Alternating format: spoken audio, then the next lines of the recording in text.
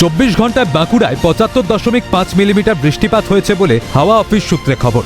হলুদ সতর্কতা জারি করেছে প্রশাসন।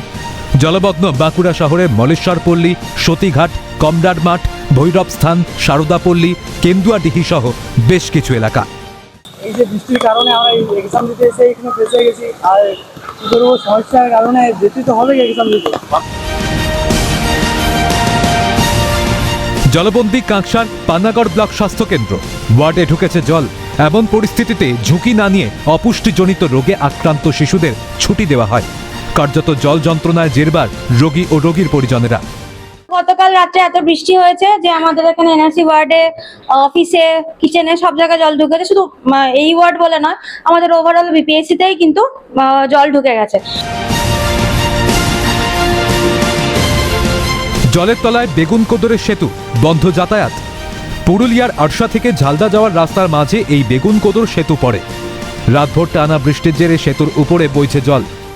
এখানে এই রোডটা পুলার চলতে পুলটা জাম আছে না, রোড জল আছে, এই জলটা সিদ্ধান্ত নদীর উপরে জল যাচ্ছে, এই জন্য দাঁড়িয়ে আছে। হ্যাঁ হ্যাঁ, কতক্ষণ ধরে দাঁড়িয়ে আছে? দাঁড়া হয়ে গেল আমার 1 ঘন্টা উপর হয়ে গেছে।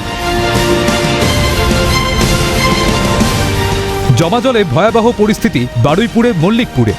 প্রায় গোড়ালি সমান জল পেরিয়েই যাতায়াত করছে সাধারণ মানুষ। লাগাতার বৃষ্টিতে চরম সমস্যার সম্মুখীন শহরবাসী। অনেক অসুবিধা হচ্ছে। আমি যাচ্ছি এখন স্কুলে আমার ছেলেকে আনতে, 4 বছরের ছেলে। আর এই জায়গাটা সবসময় জল এতটা হয়ে হাঁটু পর্যন্ত জল জমে থাকে। লাগাতার বৃষ্টিতে রাস্তায় জলে থই থই ক্যানিং 1 নম্বর পশ্চিম দিঘির পাড়ের শ্রীপল্লী এলাকা। নিকাশি ব্যবস্থা বেহাল, চরম সমস্যায় পড়েছে পথ চলতি মানুষ। আমাদের এই রাস্তায় আমরা হাঁটতে পারি না, জল হয়ে যায়। বৃষ্টি হলেই জল হয়, খুব জল হয়। কি করব, আর কিছু করার নেই। বৃষ্টি হলেই জল জমে? হ্যাঁ, বৃষ্টি হলেই জল। হ্যাঁ, প্রতি বছরই হয়। দুর্যোগ আসলে? হ্যাঁ, দুর্যোগ আসলে অনেক জল হয়, এতে অল্প হয়েছে, এর চেয়ে জল হয়। ক্যালকাটা নিউজ।